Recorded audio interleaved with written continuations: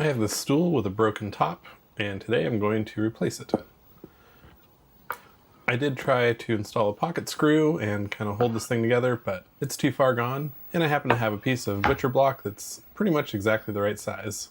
I did buy an Amazon stool, and the dowel pin holes were off, the screw hole sizes were way off, and it just seemed like it was going to be a wobbly piece of crap.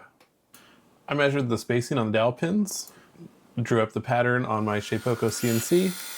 Here I'm using a Forstner bit to drill some counterbore holes so I can bolt this down to my CNC machine. I intentionally left the holes a little sloppy so that I didn't have to be that precise. Here's a preview of how the CNC is going to cut. The 4 dowel pins don't go all the way through. The perimeter cuts all the way through except for these little bridges that hold the part in place while it's being cut. If the part comes loose while it's being cut, it's going to be mangled by the end mill. I made sure to include keep out zones in my drawing so I don't accidentally run over the clamp with my end mill. I especially like using the CNC machine because it's completely hands-free and pretty much eliminates any risk of injury. Total cut time for this part was about 20 minutes. On the final pass, it's going to leave those little tabs or those little bridges in place, and that's going to prevent the centerpiece from coming loose. And I'm just going to knock those bridges out with a chisel, and then the part should be free. You can see the little tabs here, but once I go over with the round over bit, those will be knocked down.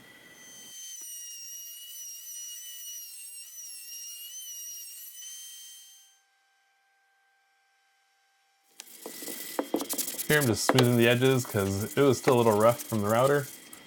And I'm going to deburr these pocket holes with a little file. I did add glue to these dowel pin holes and to the dowels, but didn't capture that on the video somehow. But the fit is perfect.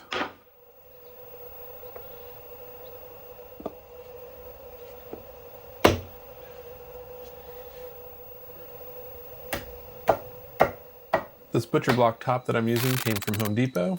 It's what I had left over after replacing the rotted top on this bookshelf that I'm using in the bathroom.